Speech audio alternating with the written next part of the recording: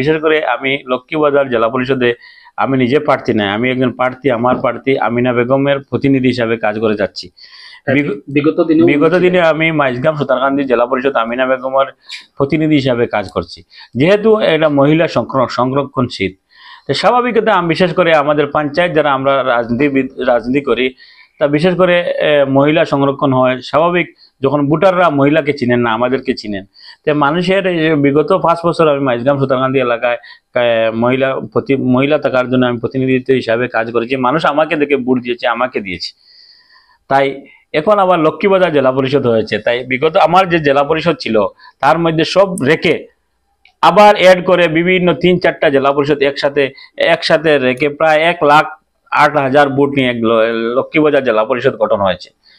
সম্ভবত আমাদের জেলার মধ্যে সর্বোচ্চ জেলা নয়, আমার মনে হয় বোধহয় পুরো আসামের মধ্যে এটা সবচেয়ে বড় জেলা পরিষদ হবে।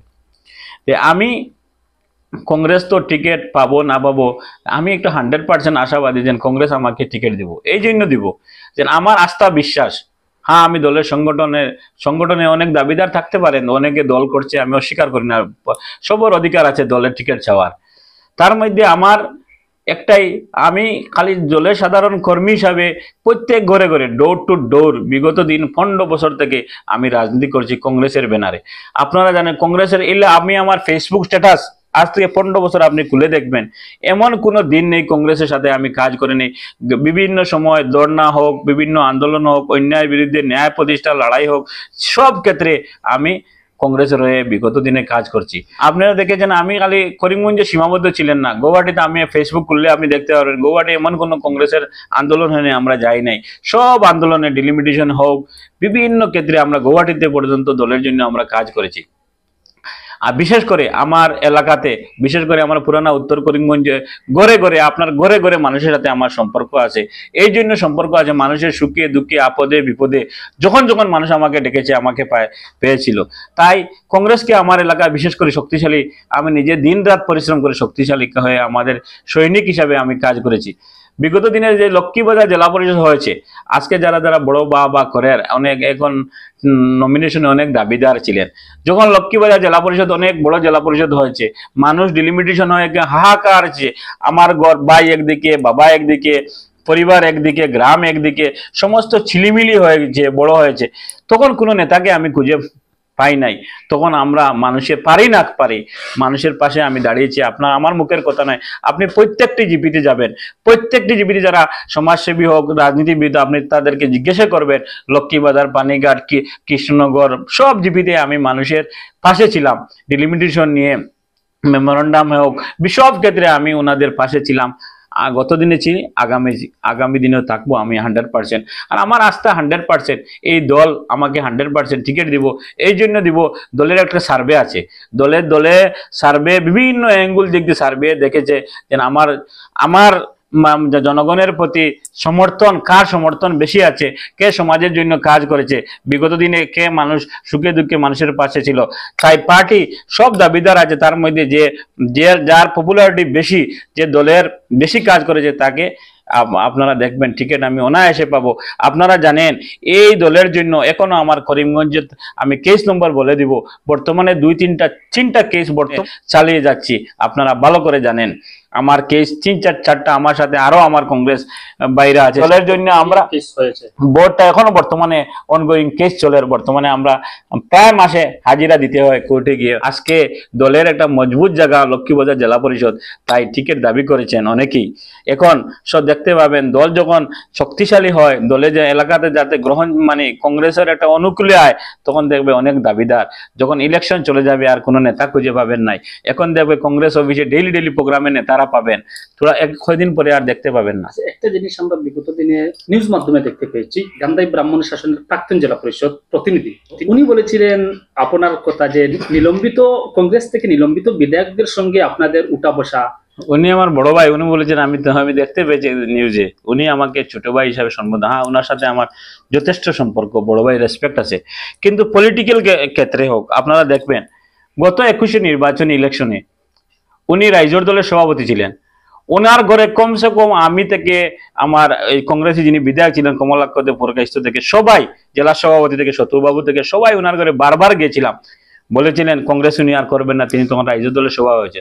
তারপরেও তানে বড় ভাই হিসাবে আমরা সম্মান করি, তখন আমি নিজে রিকোয়েস্ট করেছিলাম বিধায়ককে, তখন আমাদের দেব দলে ফেরানোর জন্য। দলে ফেরানোর জন্য, যেহেতু অনেক উনি বলেছেন পুরানা কর্মী, ওনার সাথে আমার ভালো সম্পর্ক। ওনাকে আমাদের যিনি আমাদের বিরোধী দলনেতা দেবব্রত শইকীয়া, উনার ঘরে গিয়েছিলাম, উনাকে জিজ্ঞেস করবেন, উনার ঘরে গিয়েছিলাম, তিনি উনার কথায় কান দেন নাই। আজকে দলে মানে দেবব্রত শইকীয়াকে নিয়ে নিয়ে উনার ঘরে গিয়েছিলাম, আচ্ছা, আচ্ছা। ওনার ঘরে গিয়ে রিকোয়েস্ট করেছিলাম যে দলে ফেরানোর জন্য। উনি বলেছেন আমি রাজ্য দলের সভাপতি হয়েছেন, উনি উনার সম্মান বোধ বড় হয়ে গিয়েছে রাজ্য দলের সভাপতি।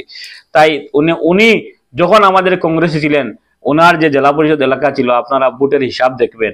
আর যদি উনি আমাদের দল থেকে যখন ছেড়ে অন্য দলে চলে গিয়েছিলেন, তখন আমার মনে হয় স্বাধীনতার মধ্যে সবচেয়ে বেশি আমাদের যদি ভোট কংগ্রেসে পেয়ে থাকে, উনি সরে থাকার পরে সবচেয়ে বেশি মানুষ সেন্টিমেন্ট হয়ে ভোট দিয়েছে ওনার বিপক্ষে। কংগ্রেসের 21-এর বিধানসভায় 21-এর বিধানসভায় হাইয়েস্ট কংগ্রেসের ভোট ওনার এলাকায় পেয়েছিলাম। উনি অন্য দলে চলে যাওয়ার জন্য মানুষ কংগ্রেসে বেশি ভোট দিয়েছে। তাই উনি হাস্যকর, উনি বলেছেন, উনাকে প্রশ্ন করবেন 21-এ নির্বাচন কয়েকদিন পরে যখন কোঅপারেটিভ নির্বাচন ছিল, তখন কার ইশারায় কাকে অনেক আমাদেরকে মানুষ লাগিয়ে রিকোয়েস্ট করে আবার বিধায়কের হাত ধরে কংগ্রেসে জয়েন করেছিলেন। উনি ওনার কোঅপারেটিভের চেয়ারম্যান, নিজে কিভাবে চেয়ারম্যান হবেন, বারবার চেয়ারম্যান হবেন, কিভাবে বাজারঘাটের চেয়ারম্যান হওয়ার জন্য তিনি আবার কংগ্রেসে চেয়ারম্যান হওয়ার জন্য গেছেন। উনি বলেছেন বুকুত হাত দিয়ে বলবো, আমি উনাকে বড় ভাই হিসেবে বলবো, আপনি বুকুত হাত দিয়ে বলেন আজ থেকে 15 দিন, বেশি দিন নয়, আপনি যখন ডিলিমিটেশন হয়েছিলেন তখন আপনাকে আমি বারবার ফোন করেছিলাম, আপনি কোন ব্যবসা নিয়ে ব্যস্ত আছেন। হ্যাঁ, ব্যবসা আপনার ব্যক্তিগত ব্যাপার, ব্যবসা তো করবেন।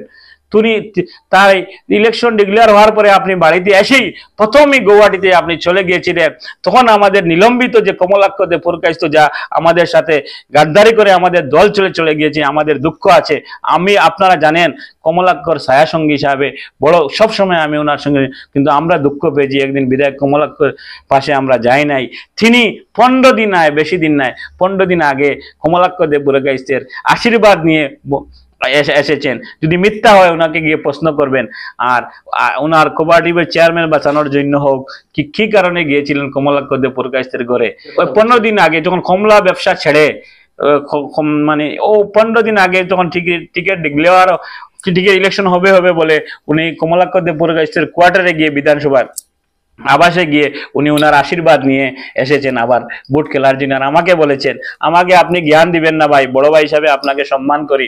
আমার বিশ্বাস আস্থা জনগণে বলবে কে সত্যিকারের কংগ্রেসী, কে এই আর বেশি দিন নয়, 2 তারিখ প্রমাণ হবে কে সত্যিকারের কংগ্রেসী, কার জনসমর্থন বেশি। আর আমি ইনশাআল্লাহ আমার 100% আস্থা বিশ্বাস, আমরা দিন রাত কাজ করি, কংগ্রেসের দলে কাজ করি। আপনারা দেখবেন করিমগঞ্জ নয়, সমগ্র আসামের মধ্যে ইনশাআল্লাহ হাইয়েস্ট ভোটে জিতবো। গত জেলা পরিষদেও মানুষ আস্থা বিশ্বাস করে হেলমেটের ছবিতে 5800 ভোটে আমি জিতেছিলাম। এবার ইনশাআল্লাহ দেখবেন আসামের মধ্যে হাইয়েস্ট ভোটে জিতবে। এই জন্য বিশ্বে আমরা মানুষ বড় বড় গাড়ি নিয়ে চলি না, আমার সাধারণত বাইক নিয়ে চলাফেরা করি। যখন রাত 12টা হোক, 3টা হোক, 2টা হোক, মানুষের সুখে দুঃখে পাশে আর না পারি না, মানে মানুষ আমার এলাকার হোক, যখন বিপদে পড়ে, কেউ ডাক্তারের জন্য বিপদে পড়ে, আর না কিছু একটা ডাক্তারের একটা টুকন নিয়েও আমরা মানুষকে সাহায্য করার চেষ্টা করি। আমাদের কাছে বাস বিচার নাই, কে গরিব, কে ধনী, কে ছোট, কে বড়, সব এক সমান চোখে দেখি। আগামী দিনে রেজাল্ট আমার 100% আশা বিশ্বাস, আসামের মধ্যে আমি হাইয়েস্ট ভোটে আমার প্রার্থী জিতবে। আর আপনারা সবাই দোয়া আশীর্বাদ করবেন, আমার একটা বিশ্বাস কাজ করলে ফল পাবে। আর উনি বলেছেন আমি অরুণোদয়, আরে ভাই আপনি বলা জানা, এই অরুণোদয় এই সরকারের, এই জনগণের অরুণোদয়, আমাদের ট্যাক্স দিয়ে অরুণোদয় স্কিম হয়। হ্যাঁ, আমি যদি আমার এলাকার জন্য অরুণোদয় স্কিম এনে দিতে পারি, আমরা কে প্রতিনিধি কি জন্য পাঠাবে? মানুষ জিপি প্রেসিডেন্ট হোক, মানুষ উন্নয়ন করার জন্য পাঠাবে। আপনার এলাকায় বৃদ্ধ ভাতা পাওয়ার জন্য, আপনার এলাকায় অরুণোদয় পাওয়ার জন্য, ছোট ছোট রাস্তা স্কিম পাওয়ার জন্য, যে আমাদের সুখে দুঃখে এলাকার মানুষকে, পঞ্চায়েত, বিশেষ করে পঞ্চায়েত রাজনীতির যে কাছে থাকবে মানুষ সবাই তাকে ভোট দেয়। এই জন্য মানুষ ভোট আমাদের নির্বাচিত। এখন কি জন্য 2 তারিখ ইলেকশন হবে? মানুষের উন্নয়নের কিভাবে কাজ করা যায়, তা না হইলে আপনারা দেখবেন বিরোধী যারা বিধায়ক, তার সমষ্টিত কাজ হয়ে যাচ্ছে। আপনারা দেখবেন যদি আমার উন্নয়ন করার জন্য যেখানে যেতে হয় আমার এলাকার স্বার্থে আমি যাব, কিন্তু একটা লাস্ট কথা, কংগ্রেসে আসি, ইনশাআল্লাহ কংগ্রেসে থাকবো, কিন্তু আমি কংগ্রেসের আইডিওলজি বিশ্বাসী, আমি এজিপি বিজেপি হোক এদের আইডিওলজি বিশ্বাস করি না। আমি কংগ্রেস হলে আমার ব্যক্তিগত সম্পর্ক কারোর সাথে থাকতে পারবো, কিন্তু আমি দল কংগ্রেসের বিশ্বাসী। আগামী দিনেও 100% আপনি আপনার জনগণের উন্নয়নের স্বার্থে চায় বিধায়ক, যে কোনো বিধায়ক হোক আমি বিধায়ক হোক আর যাই বিধায়ক, আমি তো ডিপার্টমেন্ট থেকে আমি অরুণোদয় হোক কি হোক চেষ্টা করে যাচ্ছি, হবে না হবে না জানি না, আলটিমেটলি ট্যাক্সের টাকা। আর উনি তো সম্পর্ক রাখেন ওনার চেয়ারম্যান বাঁচাবার জন্য, কবাডি বোর্ড চেয়ারম্যান কিভাবে বারবার হবেন সেই সুবাদে উনি বিজেপির নিলম্বিত বিধায়কের সাথে সবসময় যোগাযোগ চলে যাচ্ছেন। তাই আগামী দিনে দল বেশি দিন নয়, 7-8 তারিখ ডিক্লেয়ার হবে, তখন দেখবেন কে টিকিট পাচ্ছে না পাচ্ছে।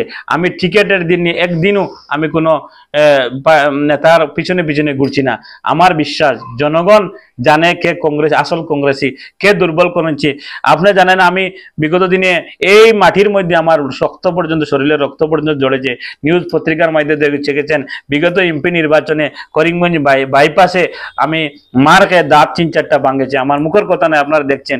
এই দলের জন্য সব সময় সংগ্রাম করে যাচ্ছি। কংগ্রেস এমন একটি দল, যে দল খালি ভোটে জিতার জন্য নির্বাচিত হয় না, যে দল সবসময় অন্যায়ের বিরুদ্ধে ন্যায় প্রতিষ্ঠার হিসাবে লড়াই করে যাচ্ছি। আবার জেলা পরিষদ যদি আমরা এলাকায় যদি হয়, তাহলে একটা শক্তিশালী হিসাবে আগামী দিনে মানুষের সাথে থাকবো, এই আশা আমার বিশ্বাস। আপনারা আমাকে বিশেষ করে আমার মাইজগাম এলাকায় সুযোগ দিয়েছেন, এখন আরো বড় হয়েছে। আপনারা দূর থেকে যতটুকু এরিয়া আমার সাথে যুক্ত হয়েছে সবার সাথে আমি সাংগঠনিক হিসাবে কাজ করেছি। আমি সবাইকে অনুরোধ করব যে আমার আরেকটাবার সুযোগ দিন। সুযোগ যদি আমি যোগ্য হই তাহলে আমার সুযোগ দিবেন, যদি আমি যোগ্য না হয় তা আপনারা যাকে যোগ্য মনে করবেন, যে সমাজের কাজ করতে পারবে, যে সুখে দুঃখে আপনাদের পাশে থাকবে, যে আপনাদের অন্যায়ের বিরুদ্ধে ন্যায় প্রতিষ্ঠা লড়াই করতে পারবে, আপনি এমন একজন মানুষকে দিবেন। আর বিশেষ করে আমার অনুরোধ থাকবো যেন আমাকে আরেকবার সুযোগ দেন, আমার আমিনা বেগম প্রার্থীকে একবার সুযোগ দেন, যাতে আমি আপনাদের সেবায় কাজ করে যেতে পারি।